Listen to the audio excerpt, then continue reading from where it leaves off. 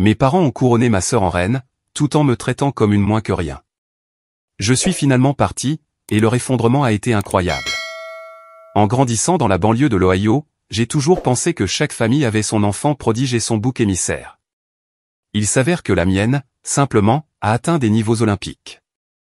Je m'appelle Nathalie, et pendant 26 ans, j'ai regardé mes parents vénérer le sol sur lequel ma sœur, Madison, marchait, tout en me traitant comme une invitée indésirable, qui aurait abusé de son hospitalité pendant des décennies.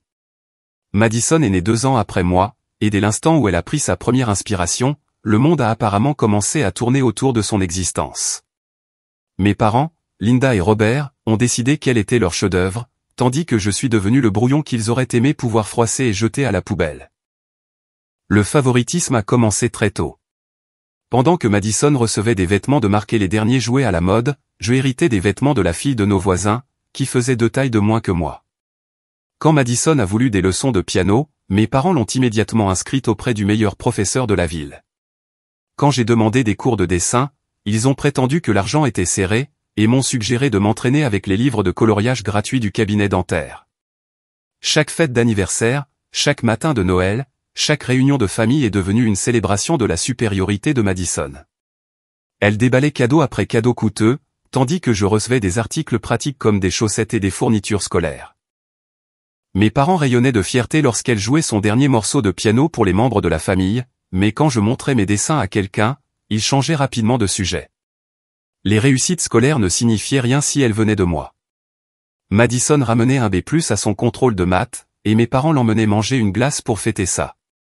J'obtenais des A partout pendant un semestre entier, et je recevais un bon travail et distrait, pendant que ma mère se concentrait sur l'aide à apporter à Madison pour son projet de science, qui était à rendre le lendemain. Le 2 poids, 2 mesures était suffocant.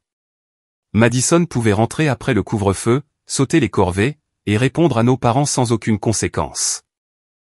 Pendant ce temps, j'étais puni pour avoir oublié de sortir les poubelles, ou pour avoir pris la parole lorsque les conversations du dîner tournaient entièrement autour de la vie sociale et des accomplissements de Madison. Au lycée, le schéma était si bien établi que même les professeurs et les amis de la famille remarquaient la disparité. Madison n'avait que 2 ans de moins que moi, donc nous avions parfois les mêmes professeurs, qui nous comparaient directement. Ma tante Carole m'a un jour prise à part lors d'un barbecue familial, pour me demander si tout allait bien à la maison. J'avais envie de crier à l'injustice, mais la loyauté envers ma famille m'a fait taire. D'ailleurs, qui croirait que des parents puissent être aussi ouvertement injustes envers leurs propres enfants? L'université m'a offert une échappatoire temporaire. Mais même à des centaines de kilomètres, le favoritisme me suivait à travers les appels téléphoniques. Chaque conversation avec mes parents commençait et se terminait par des nouvelles des réussites de Madison, de ses petits amis, et de ses événements sociaux. Ils me demandaient à contre-cœur des nouvelles de mes études, avant de se lancer dans un autre monologue de 20 minutes sur leur fierté face au dernier exploit de Madison. Quand j'ai été diplômé summa cum laude en design graphique, mes parents ont assisté à la cérémonie, mais ils ont passé toute la réception à parler aux autres familles de l'admission de Madison en faculté de droit. Mon moment de triomphe est devenu un bruit de fond, face à leur anticipation de ses succès futurs. Le véritable point de rupture est survenu au printemps dernier, lors de la remise de diplôme de Madison en droit. Mes parents ont traversé le pays en avion, loué une suite d'hôtels de luxe, et organisé une immense fête. Ils ont invité la famille élargie, les amis de la famille, et même certains camarades de classe de Madison. La fête avait un traiteur professionnel, un photographe engagé, et des décorations personnalisées proclamant « Félicitations, Madison » dans une écriture élégante. Puis, 3 mois plus tard, j'ai obtenu mon master en marketing avec une moyenne parfaite de 4.0, tout en travaillant à temps plein pour payer mes études. La réponse de mes parents? Un texto qui disait « Félicitations, chérie », suivi immédiatement d'un paragraphe sur le début de la 2e année de droit de Madison, et son stage dans un cabinet prestigieux. L'inégalité a atteint des sommets absurdes quand Madison a décidé d'acheter sa première maison. Mes parents ont proposé de couvrir son apport, de se porter co-cautionnaire pour son prêt, et ont même contribué financièrement pour les meubles. Quand j'ai mentionné que je cherchais mon propre logement, mon père m'a suggéré de trouver un colocataire pour partager les frais, car l'immobilier est cher de nos jours. Pendant ce temps, Madison recevait une BMW neuve en cadeau de félicitations pour son nouveau travail, alors que je conduisais toujours une Honda Civic de 15 ans que j'avais achetée moi-même à l'université. La voiture avait plus de 320 000 km et nécessitait des réparations constantes, mais demander de l'aide à mes parents pour un véhicule plus récent était apparemment déraisonnable. Les dîners de famille sont devenus des exercices d'endurance. Chaque conversation tournait autour de la carrière de Madison, de son petit ami Derek, de leurs projets de vacances, et de ses opinions sur tout, de la politique au choix de restaurants.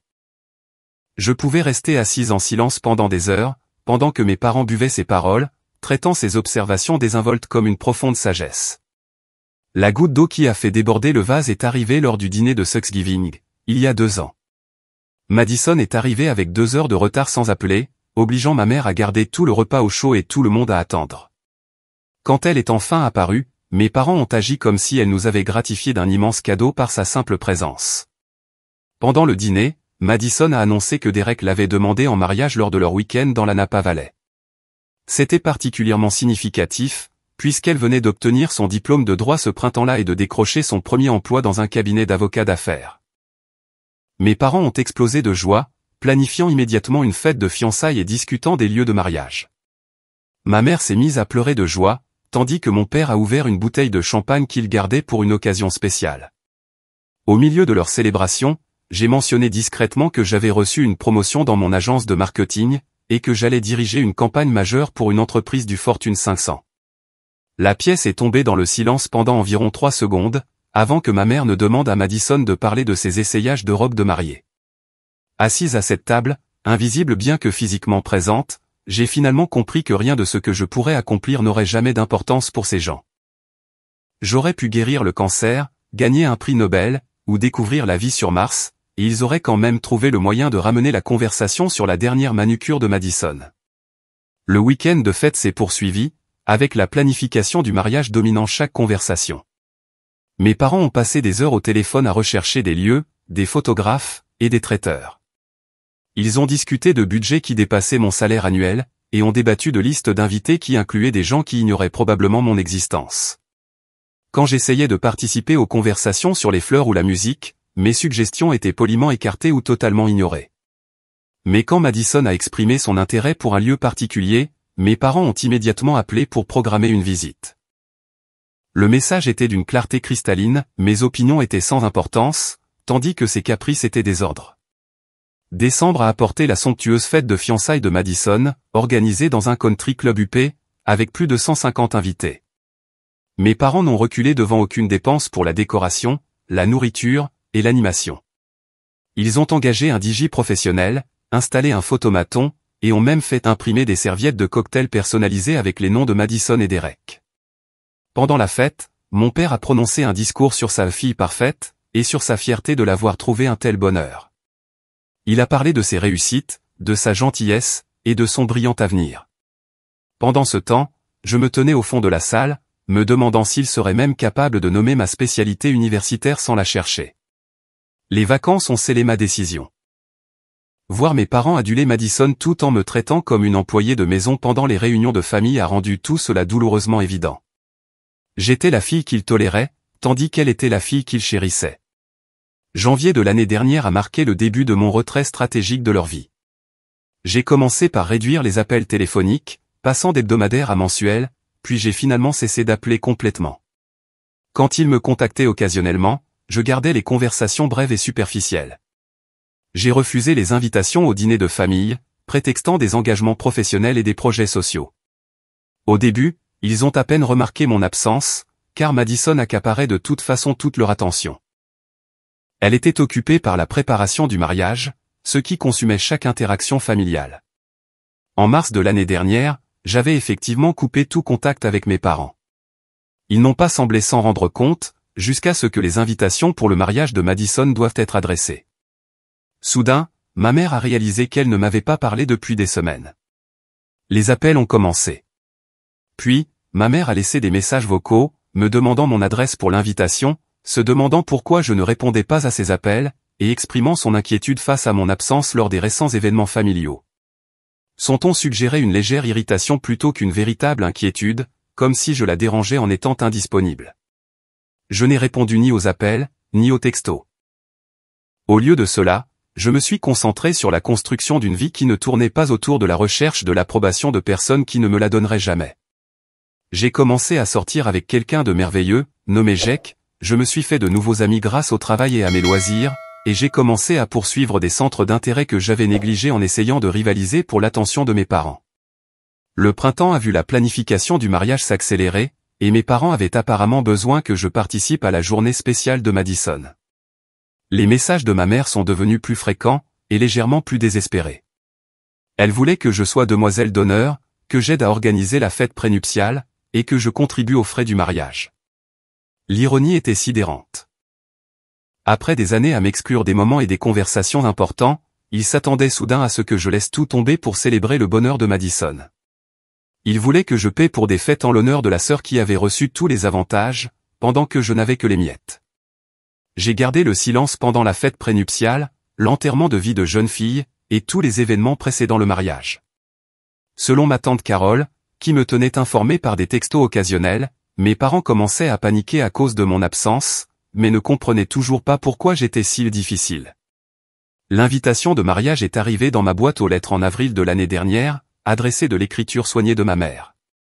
À l'intérieur, une invitation formelle au mariage de Madison et Derek en juin, dans un vignoble exclusif. Un mot manuscrit de ma mère me demandait de l'appeler immédiatement pour faire partie du cortège. J'ai fixé cette invitation pendant des heures, me remémorant chaque affront, chaque rejet, chaque moment où l'on m'avait fait me sentir sans valeur dans ma propre famille. L'audace de s'attendre à ce que je célèbre le bonheur de Madison, après des années à être traité comme une quantité négligeable, était à couper le souffle. Au lieu d'appeler, j'ai écrit une lettre. J'ai passé des jours à rédiger ma réponse, m'assurant que chaque mot transmette exactement ce que j'avais besoin de dire, sans place pour une mauvaise interprétation. La lettre détaillait des années de favoritisme, l'impact psychologique d'être la fille oubliée, et ma décision de construire une vie sans eux. J'ai posté la lettre avec l'invitation de mariage retournée, refusant officiellement d'y assister. Dans la lettre, j'expliquais que je n'assisterais ni au mariage, ni à aucun futur événement familial. J'ai exposé des exemples précis de leur traitement différencié, des fêtes d'anniversaire de mon enfance aux récentes réunions de fin d'année. La lettre se concluait par ma décision de couper définitivement les ponts. J'expliquais que leur comportement avait causé des dommages irréparables à notre relation, et que je méritais mieux que d'être une simple pensée secondaire dans ma propre famille. Je souhaitais le bonheur à Madison, mais je déclarais que je ne participerais plus à la mascarade d'une famille aimante. La réponse fut rapide et explosive. Mon téléphone a sonné sans arrêt pendant 3 jours. Ma mère a laissé des messages vocaux de plus en plus frénétiques, passant de la confusion à la colère, puis à des supplications désespérées. Elle exigeait des explications, m'accusait d'être égoïste et dramatique, et menaçait de se présenter à mon appartement si je ne la rappelais pas. Mon père, qui m'appelait rarement en temps normal, a laissé plusieurs messages exprimant sa déception face à mon comportement immature. Il affirmait que je gâchais la journée spéciale de Madison et exigeait que je reconsidère ma décision, au nom de l'unité familiale. Les messages les plus révélateurs sont venus de Madison elle-même. Elle a appelé en pleurant, non pas parce que je lui manquais ou qu'elle voulait réparer notre relation, mais parce que mon absence créait des histoires pendant la préparation de son mariage. Elle m'a accusé d'être jalouse et d'essayer de lui voler la vedette.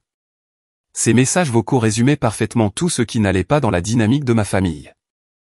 Même mon acte de poser des limites et de protéger ma santé mentale était, d'une manière ou d'une autre, à propos d'elle. Elle ne pouvait pas concevoir un monde où mes décisions n'étaient pas motivées par la jalousie ou la recherche d'attention. Les appels se sont intensifiés alors que je continuais à les ignorer. Ma mère a recruté des membres de la famille élargie pour me contacter, me dépeignant comme la méchante qui abandonnait sa famille à un moment important. Des cousins et des tantes ont reçu des versions soigneusement éditées de l'histoire, qui me présentaient comme ingrate et méchante. La campagne de manipulation lancée par ma mère était sophistiquée et calculée.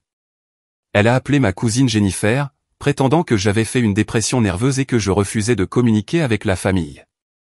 Elle a dit à mon oncle Mike que j'étais jalouse du succès de Madison et que j'essayais de ruiner le mariage par dépit. Chaque parent a reçu une version légèrement différente des événements, mais toutes me peignaient comme instable et vindicative. Ce que ma mère n'avait pas prévu, c'est que certains membres de la famille avaient leurs propres souvenirs de notre dynamique familiale. Ma cousine Jennifer m'a dit plus tard qu'elle s'était toujours demandé pourquoi je semblais si silencieuse et renfermée pendant les réunions de famille, alors que Madison occupait le devant de la scène. Mon oncle Mike a admis qu'il avait remarqué la différence frappante dans la façon dont mes parents parlaient de leur fille lors de conversations informelles. La campagne de dénigrement s'est retournée contre elle lorsque ma grand-mère, la mère de mon père, a appelé ma mère directement. Grand-mère Rose avait apparemment reçu plusieurs appels de parents s'inquiétant de ma dépression, et avait décidé d'enquêter par elle-même. Elle avait toujours été d'une vivacité d'esprit remarquable malgré ses 87 ans, et les incohérences dans les histoires qu'on lui racontait avaient éveillé ses soupçons. Grand-mère Rose avait été témoin de décennies d'interactions familiales, et possédait le genre de sens de l'observation qui vient avec l'âge et la sagesse. Elle m'avait vu grandir dans l'ombre de Madison, avait constaté le traitement différencié lors d'innombrables réunions de famille, et avait remarqué que je m'étais progressivement éloigné de mes parents au fil des ans. Quand elle m'a appelé directement, sa voix était douce mais ferme. Elle m'a demandé de lui raconter ce qui s'était réellement passé. Et pour la première fois en des mois, j'ai rompu le silence. J'ai passé 2 heures au téléphone avec elle, expliquant les années de favoritisme, la négligence émotionnelle, et les incidents finaux qui avaient conduit à ma décision de couper les ponts. Ma grand-mère a écouté sans m'interrompre, émettant occasionnellement de légers sons de compréhension ou de désapprobation. Quand j'ai terminé mon récit, elle est restée silencieuse un long moment avant de parler. Ses paroles ont validé tout ce que j'avais vécu. Elle avait vu tout cela se produire, mais n'avait pas su comment intervenir sans provoquer de conflit familial. Elle m'a parlé de conversations qu'elle avait eues avec mon grand-père avant son décès, où ils discutaient de leurs inquiétudes quant à la façon dont j'étais traité. Ils s'étaient inquiétés pour mon estime de moi, et s'étaient demandé s'ils devaient dire quelque chose à mes parents, mais avaient finalement décidé que ce n'était pas leur rôle d'interférer dans l'éducation de leur fils. Le soutien de grand-mère Rose était inattendu, et incroyablement réparateur. Elle s'est excusée de ne pas avoir parlé plus tôt, et m'a dit qu'elle était fière de moi pour avoir posé des limites et m'être protégé. Elle a promis de mettre fin à la campagne de rumeurs en racontant aux autres membres de la famille la vérité sur ce qui se passait depuis des années. Fidèle à sa parole, ma grand-mère est devenue mon improbable avocate au sein de la famille élargie. Elle a appelé les parents qui avaient été contactés par ma mère, et leur a fourni une image plus précise de notre dynamique familiale. Sa réputation d'honnêteté et d'équité a donné un poids considérable à ses paroles dans les cercles familiaux. La révélation que plusieurs membres de la famille avaient remarqué le favoritisme mais étaient restés silencieux était à la fois validante et déchirante. Cela confirmait que mes perceptions avaient été exactes, tout en soulignant combien d'adultes avaient manqué à leur devoir de me protéger de préjudices psychologiques pendant mes années de formation.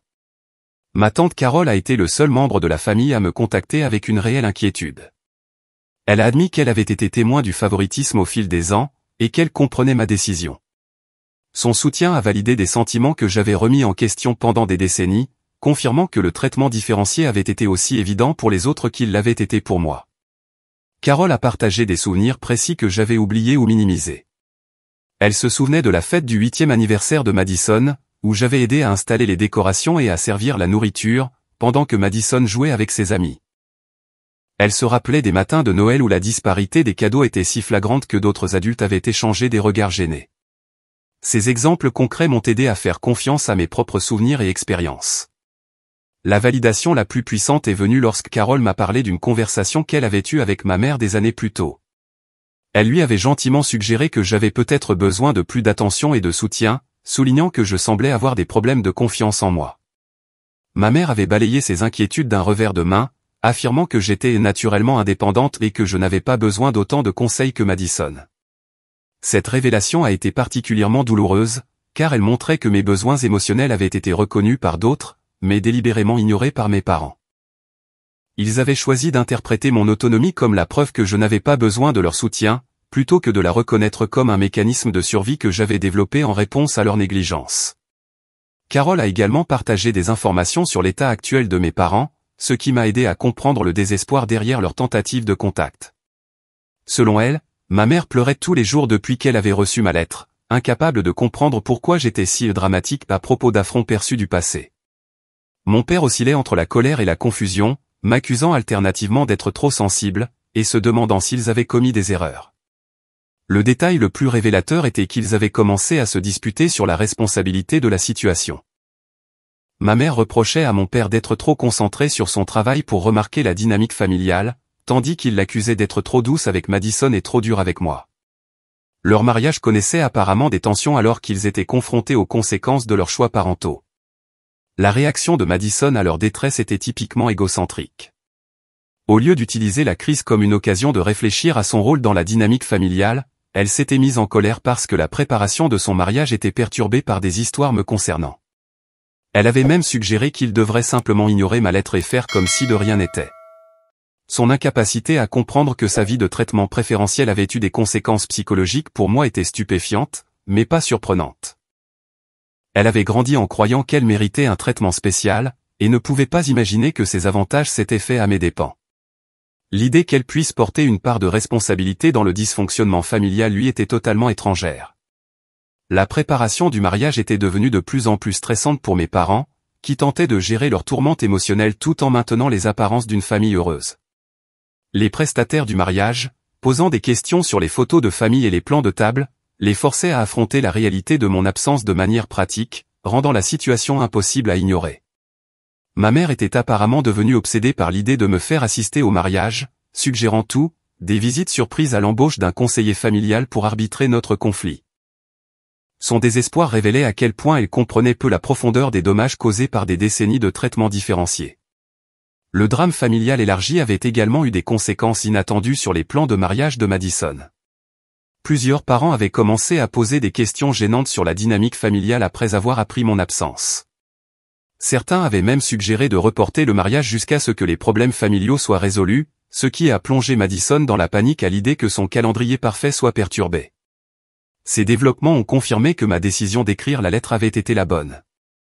La vérité sur notre dynamique familiale était enfin exposée à des personnes qui en avaient été témoins pendant des années, mais ne l'avaient jamais reconnue ouvertement. La façade soigneusement entretenue du bonheur familial se fissurait sous l'examen de parents qui posaient enfin des questions directes. Les tentatives de mes parents de contrôler le récit échouaient, car trop de gens avaient leurs propres souvenirs de nos interactions familiales. Ils ne pouvaient pas réécrire l'histoire quand plusieurs témoins avaient vu les mêmes schémas de favoritisme et de traitement différenciés se dérouler pendant des décennies de réunions et de célébrations familiales. Le stress de gérer à la fois la préparation du mariage et la crise familiale pesait apparemment sur toutes les personnes impliquées. Ma mère avait perdu du poids et ne dormait pas bien. Selon Carole, mon père buvait plus que d'habitude et était devenu irritable avec ses collègues. Même Madison montrait des signes de tension, malgré ses efforts pour maintenir son attitude confiante habituelle. L'ironie ne m'a pas échappé, mon absence causait plus de perturbations dans leur vie que ma présence ne l'avait jamais fait. Pendant des années, j'avais été la fille stable et prévisible, qui ne causait aucun problème et ne nécessitait qu'une attention minimale. Maintenant que j'étais parti, ils découvraient tout le travail émotionnel que j'avais fourni en silence pour maintenir le fonctionnement des relations familiales. Carole a mentionné que mes parents avaient commencé à parler d'autres incidents de notre enfance avec une nouvelle conscience, se demandant si certaines situations avaient été gérées équitablement. Cette prise de conscience tardive était encourageante, mais insuffisante pour réparer des décennies de dommages ou me convaincre de retourner dans une dynamique toxique. Le mariage était encore dans des mois, mais les fondations de leur récit familial parfait s'étaient déjà effondrées. Mon absence avait forcé tout le monde à affronter des vérités inconfortables sur le fonctionnement de notre famille, créant exactement le genre de prise de conscience honnête qui était nécessaire depuis des années, mais qui n'avait jamais été autorisé à se produire. 2 semaines avant le mariage, mes parents se sont présentés à mon immeuble. Le portier a appelé pour annoncer leur arrivée, et je lui ai demandé de leur dire que je n'étais pas disponible. Ils ont attendu dans le hall pendant plus d'1 heure, espérant que je changerais d'avis et accepterais de les voir. Quand l'attente n'a pas fonctionné, ils ont essayé une autre approche. Ma mère a commencé à envoyer de longs textos remplis de culpabilisation et de manipulation. Elle prétendait que je lui brisais le cœur, que je détruisais la famille, et que j'étais cruel envers Madison pendant la période la plus importante de sa vie. Les messages révélaient leur incapacité totale à comprendre la situation. Ils se concentraient entièrement sur la façon dont mon absence les affectait, eux et Madison, sans jamais reconnaître les années de préjudice qu'ils m'avaient causés.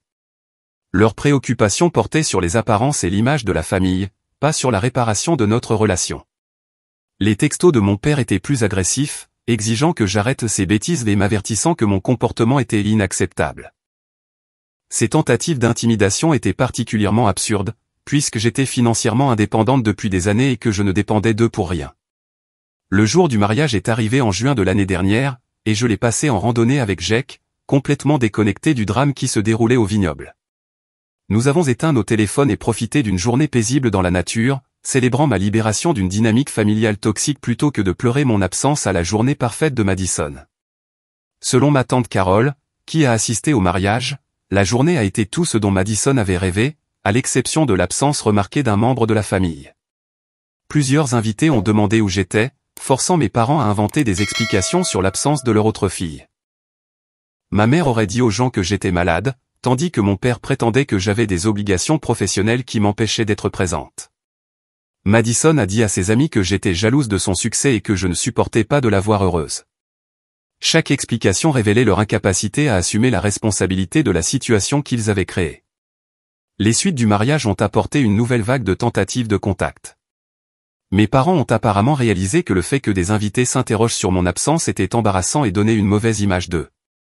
Leur préoccupation n'était pas de me perdre en tant que fille, mais de gérer leur image publique. Les messages de ma mère après le mariage ont pris un ton différent, mêlant la colère au désespoir. Elle m'a accusé d'humilier la famille et a exigé que j'explique mon comportement aux parents qui avaient remarqué mon absence. Son attention restait portée sur la façon dont mes choix les affectaient, plutôt que d'examiner pourquoi j'avais fait ces choix. L'été s'est passé paisiblement, sans drame familial. J'ai reçu une promotion au travail, j'ai commencé à planifier des vacances avec Jake, et j'ai commencé à voir un thérapeute pour gérer des années de négligence émotionnelle. Pour la première fois de ma vie d'adulte, mon estime de moi n'était pas liée à l'obtention de l'approbation de personnes qui ne me la donneraient jamais.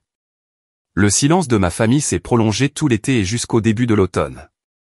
J'ai supposé qu'ils avaient continué leur vie, se concentrant sur le nouveau mariage de Madison et continuant à prétendre que je n'avais jamais existé. Le calme était exactement ce que j'avais espéré en prenant la décision de couper les ponts. Tout a changé en octobre dernier, lorsque le mariage de Madison a commencé à s'effondrer. Selon ma tante Carole, Derek avait une liaison avec une collègue, et Madison a découvert l'infidélité seulement 4 mois après leur mariage de rêve. La vie parfaite que mes parents avaient célébrée s'écroulait de façon spectaculaire. Soudain, mon téléphone a recommencé à sonner. Ma mère a laissé des messages vocaux me suppliant de rentrer à la maison pour soutenir Madison dans cette période difficile. Elle affirmait que les familles devaient se serrer les coudes en cas de crise, et m'accusait d'être sans cœur de rester à l'écart alors que ma sœur avait le plus besoin de moi. L'hypocrisie était stupéfiante. Après des années à être exclu des moments et des conversations importants de la famille, ils s'attendaient à ce que je revienne immédiatement, alors que Madison faisait face à son premier vrai défi. Il voulait que je fournisse un soutien émotionnel à la sœur qui m'avait traité de jalouse et de dramatique quelques mois plus tôt. Les messages de mon père étaient plus directs, exigeant que j'arrête de punir la famille et que je revienne pour aider Madison à surmonter son divorce. Il ne pouvait pas comprendre pourquoi je ne me précipiterais pas à la maison pour soutenir quelqu'un qui ne m'avait jamais soutenu. Le concept de conséquences pour leurs actions lui était totalement étranger. Les messages de Madison étaient les plus révélateurs. Elle a appelé en sanglotant, non pas pour s'excuser pour des années de traitement préférentiel, mais pour exiger que je rentre à la maison et l'aide à traverser la crise. Elle attendait un pardon et un soutien immédiat, sans reconnaître aucun tort de sa part ou de celle de nos parents. Ces messages vocaux la dépeignaient comme la victime à la fois de la trahison de Derek et de mon abandon. Elle ne pouvait pas comprendre que mon absence était une conséquence naturelle d'années de mauvais traitements, plutôt qu'une punition cruelle conçue pour la blesser pendant une période de vulnérabilité. J'ai gardé le silence pendant la procédure de divorce de Madison, qui a apparemment traîné pendant des mois et dominé chaque interaction familiale. Mes parents ont dépensé des milliers de dollars en frais de justice, fourni un soutien émotionnel constant, et réorganisé leur vie pour répondre à ses besoins pendant la crise. Le contraste avec la façon dont ils avaient géré mes propres défis au fil des ans était saisissant. Quand j'avais traversé une rupture difficile à l'université, j'avais eu droit à un appel téléphonique de 5 minutes et au conseil de me concentrer sur mes études. Quand j'avais eu du mal à trouver un emploi après mon diplôme, il m'avait suggéré de revoir mes attentes à la baisse et d'accepter n'importe quel poste disponible. Mais la crise de Madison a mobilisé toute la famille. Mes parents ont pris des congés pour assister aux audiences, ont engagé le meilleur avocat spécialisé en divorce qu'ils pouvaient se permettre, et lui ont offert une épaule sur laquelle pleurer chaque fois qu'elle avait besoin de soutien émotionnel. Le niveau de soins et d'attention qu'elle a reçu pendant son moment le plus bas dépassait tout ce que j'avais jamais connu, même lors de mes plus grandes réussites. L'hiver dernier a apporté un nouveau développement qui a apparemment plongé mes parents dans une panique totale. Madison a décidé de retourner vivre à la maison pendant son divorce, revenant dans sa chambre d'enfant comme si elle n'était jamais partie. Mais vivre avec nos parents en tant que jeune femme divorcée de 24 ans n'était apparemment pas le réconfort qu'elle attendait. Selon ma tante Carole, Madison luttait contre la dépression et l'anxiété suite à l'effondrement de son mariage. Elle avait perdu son identité d'épouse de Derek et avait du mal à s'adapter à la vie de célibataire. Mes parents étaient dépassés par son besoin constant de soutien émotionnel et d'aide pratique. Pour la première fois de leur vie, mes parents découvraient ce que c'était que d'avoir un enfant qui avait besoin de plus qu'ils ne pouvaient facilement donner. Les problèmes de Madison ne pouvaient pas être résolus avec de l'argent ou des éloges, et ses besoins émotionnels dépassaient leur capacité à offrir du réconfort et des solutions. L'ironie ne m'a pas échappé. Ils avaient passé des décennies à donner à Madison tout ce qu'elle voulait, tout en ignorant mes besoins émotionnels, et maintenant ils découvraient à quel point il pouvait être épuisant de s'occuper réellement d'un enfant adulte en difficulté. L'enfant prodige nécessitait plus d'entretien qu'il ne l'avait prévu. Les messages de ma mère de cette période étaient désespérés d'une manière que je n'avais jamais entendue auparavant. Elle me suppliait de rentrer à la maison pour aider avec Madison, affirmant que la famille s'effondrait sans moi. Elle semblait soudain réaliser que le fait d'avoir 2 filles aurait pu être bénéfique quand l'une d'elles avait besoin d'un soutien intensif. Ces supplications révélaient une vérité qu'il n'avait jamais reconnue: j'avais toujours été la fille stable et autonome, qui ne nécessitait qu'une attention et des ressources minimales. Pendant qu'ils déversaient toute leur énergie sur Madison, j'avais tranquillement construit une vie réussie, sans leur aide ni leur approbation. Ce printemps a apporté le développement le plus choquant de tous. Ma mère s'est présentée à mon bureau, après avoir retrouvé les informations de mon lieu de travail sur mon profil LinkedIn et mon réseau professionnel. Elle a attendu dans le hall jusqu'à la fin de ma journée de travail, me tendant une embuscade alors que je me dirigeais vers ma voiture. La voir après plus d'1 an sans contact était déconcertant. Elle avait l'air plus âgée, plus fatiguée, et sincèrement affligée d'une manière que je n'avais jamais vue. La femme confiante qui avait balayé mes sentiments pendant des décennies semblait vulnérable et incertaine. Elle m'a supplié de lui parler, affirmant qu'elle avait conduit 6 heures depuis l'Ohio juste pour avoir la chance de me voir. Son désespoir était palpable alors qu'elle implorait 5 minutes de mon temps pour m'expliquer à quel point la famille avait besoin de moi. La femme qui n'avait jamais semblé remarquer mon absence affirmait soudain que ma présence était essentielle. J'ai accepté de parler dans un café voisin, curieuse de savoir ce qui avait pu la pousser à de telles extrémités. Pour la première fois de ma vie, ma mère me poursuivait, au lieu de rejeter mes inquiétudes ou de rediriger l'attention sur Madison. La conversation ne ressemblait à rien de ce que nous avions jamais eu. Ma mère a admis que me perdre avait été dévastateur pour la famille, bien qu'elle ait eu du mal à articuler exactement pourquoi. Elle affirmait qu'ils étaient tous perdus sans moi, mais ne pouvait pas expliquer quel rôle spécifique j'avais joué dans leur vie. Ces tentatives d'explication révélaient la profondeur de leur déni concernant notre dynamique familiale. Elle a insisté sur le fait qu'il m'avait toujours aimé de la même manière, tout en me demandant de rentrer à la maison pour aider avec les problèmes de Madison. La contradiction entre prétendre un traitement égal et avoir besoin de moi spécifiquement pour gérer la crise de sa sœur lui a échappé. Quand j'ai souligné les années de favoritisme et de traitement différencié, ma mère s'est mise sur la défensive et a prétendu que je me souvenais mal ou que j'étais trop sensible. Elle a reconnu que Madison avait reçu un peu plus d'attention, mais a insisté sur le fait que c'était parce qu'elle avait besoin de plus d'aide et de conseils. La conversation a confirmé tout ce que je soupçonnais sur leur manque total de conscience de soi. Ils croyaient sincèrement que leur traitement avait été juste et ne pouvaient pas comprendre pourquoi j'avais interprété leurs actions comme nuisibles. Leur incapacité à reconnaître la réalité de mon expérience d'enfance rendait toute réconciliation impossible. J'ai expliqué à ma mère que sa visite sur mon lieu de travail était inappropriée et que le fait de se présenter à l'improviste ne changerait pas ma décision. J'ai réitéré ma limite de non-contact et je lui ai demandé de respecter mon choix de construire une vie sans eux. Sa réponse a été révélatrice. Au lieu de s'excuser d'avoir franchi les limites ou de reconnaître mon droit de prendre des décisions concernant notre relation, elle s'est mise en colère et m'a accusé d'être têtue et rancunière. La conversation s'est terminée par son départ en trompe du café, frustrée que son embuscade n'ait pas produit les résultats escomptés.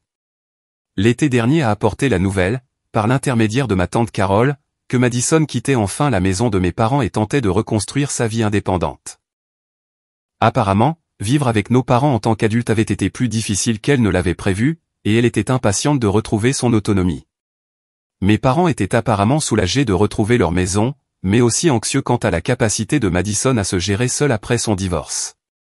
Ils s'étaient habitués à lui fournir un soutien émotionnel quotidien et s'inquiétaient pour sa santé mentale sans leur présence constante. La situation illustrait parfaitement la différence de traitement entre nous. On attendait de moi que je sois indépendante dès mon plus jeune âge, gérant mes propres problèmes et émotions sans intervention parentale. Mais Madison, même dans la trentaine, étaient considérés comme fragiles et ayant besoin d'une protection et d'un soutien constant.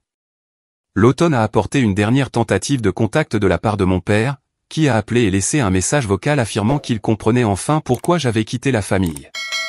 Son message suggérait qu'il avait réfléchi à notre relation et reconnu quelques erreurs dans la façon dont il m'avait traité.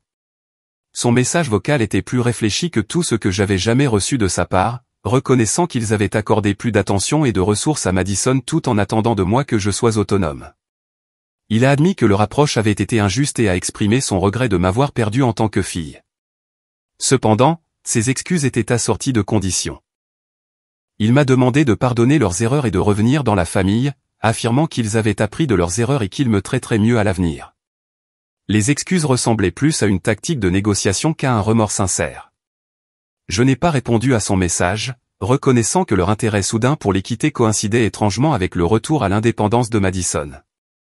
Ils semblaient réaliser qu'ils avaient besoin d'une fille de rechange maintenant que leur enfant principal reconstruisait sa propre vie et nécessitait moins de leur attention. Le moment de leur changement de cœur a confirmé ma décision de maintenir le non-contact. Leur désir de réconciliation n'était pas motivé par un amour ou un regret sincère, mais par des préoccupations pratiques concernant la dynamique familiale et leurs propres besoins de connexion et de but. L'hiver a marqué 2 ans depuis que j'avais coupé les ponts, et je n'avais jamais été aussi heureuse ni en paix avec ma décision. Jake et moi nous étions fiancés, j'avais reçu une autre promotion au travail, et j'avais construit une famille choisie d'amis qui me valorisaient et me soutenaient constamment. Le contraste entre ma vie sans ma famille biologique et mon existence précédente était saisissant. Je ne dépensais plus d'énergie à chercher l'approbation de personnes qui ne me la donneraient jamais, à rivaliser pour une attention qui ne viendrait jamais, ou à me sentir inadéquate par rapport à quelqu'un qui serait toujours la favorite. Mes séances de thérapie m'ont aidé à comprendre que leur traitement était le reflet de leurs propres limites plutôt que de ma valeur. J'ai appris à séparer ma propre valeur de leur approbation, et à reconnaître que les familles saines ne fonctionnent pas avec des enfants prodiges et des boucs émissaires. La dernière information que j'ai reçue sur ma famille est venue de ma tante Carole, qui a rapporté que mes parents avaient apparemment demandé à des membres de la famille élargie des nouvelles de ma situation actuelle. Leur incapacité à simplement respecter mes limites et à passer à autre chose a confirmé la sagesse de ma décision. Selon ma tante, ils avaient demandé à des parents des informations sur ma vie, mais n'avaient pas tenté de me contacter directement après l'embuscade sur mon lieu de travail. Peut-être avaient-ils enfin appris que me confronter serait contre-productif. Ou peut-être attendaient-ils une autre crise qui pourrait nécessiter mon aide. Leur tentative continue de recueillir des informations sur moi, plutôt que de respecter mes limites clairement énoncées, ont révélé leur incapacité fondamentale à comprendre le consentement et l'autonomie personnelle. Même après m'avoir perdu en tant que fille, ils ne pouvaient pas accepter que j'avais le droit de déterminer les termes de notre relation. Jake et moi planifions notre mariage maintenant, créant une célébration qui sera remplie de personnes qui nous aiment et nous soutiennent sincèrement tous les deux. Mes parents ne seront pas invités, non par dépit, mais parce qu'ils ont renoncé à leur droit de participer à mes moments importants par des années d'indifférence et de négligence. La préparation du mariage a été joyeuse et sans stress, contrairement à la production élaborée que mes parents avaient orchestrée pour le mariage raté de Madison. Nous nous concentrons sur la célébration de notre amour, plutôt que sur l'impression des gens ou le maintien des apparences, créant exactement le genre de célébration authentique que j'avais toujours rêvé d'avoir. Parfois, je me demande si mes parents ont jamais vraiment compris ce qu'ils ont perdu quand je suis parti. Ils ont passé tant d'années concentrés sur les besoins et les réussites de Madison qu'ils n'ont jamais pris la peine de découvrir qui j'étais, ou ce que j'aurais pu apporter à leur vie. Leur tentative frénétique de me faire revenir après la crise de Madison suggère qu'ils ont finalement reconnu que le fait d'avoir 2 filles aurait pu être bénéfique, mais leur prise de conscience est arrivée trop tard et pour les mauvaises raisons, motivée par des besoins pratiques plutôt que par une appréciation sincère de ma valeur en tant que personne. J'ai construit une vie remplie de gens qui voient ma valeur, célèbrent mes réussites, et me soutiennent dans les moments difficiles. La famille que j'ai choisie me traite avec le respect et l'amour que ma famille biologique ne m'a jamais fourni, prouvant que les liens du sang ne garantissent pas des dynamiques saines. En regardant en arrière, je reconnais que partir a été la meilleure décision que j'ai jamais prise pour ma santé mentale et mon bien-être général. Les années que j'ai passées à essayer de gagner leur amour ont été une énergie gaspillée, que j'investis maintenant dans des relations qui me rendent mes soins et mon attention. Mes parents ont créé la situation qui a conduit à me perdre, par des décennies de traitements différenciés et de négligence émotionnelle. Leur choc et leur désespoir quand je suis finalement parti ont révélé à quel point ils avaient peu compris l'impact de leurs actions sur mon développement psychologique et mon estime de moi. L'enfant prodige dans laquelle ils avaient tout investi ne pouvait pas fournir la stabilité et le soutien qu'ils avaient tenu pour acquis de ma part. Les besoins de Madison pendant sa crise ont dépassé leur capacité à l'aider, les laissant dépassés et désespérés de retrouver la fille qu'ils avaient toujours ignorée. Mais Madison, même au milieu de la vingtaine, nécessitait toujours plus de soutien émotionnel et financier qu'il ne l'avait prévu quand elle était la parfaite enfant prodige. Leur effondrement quand je suis parti était incroyable, car ils n'avaient jamais imaginé que je puisse avoir des limites à ma tolérance pour les mauvais traitements. Ils s'attendaient à ce que je reste disponible indéfiniment, acceptant les miettes d'attention qu'ils m'offraient tout en les regardant couvrir ma sœur d'amour.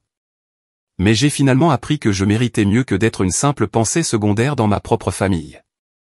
Partir a été la chose la plus difficile et la plus nécessaire que j'ai jamais faite.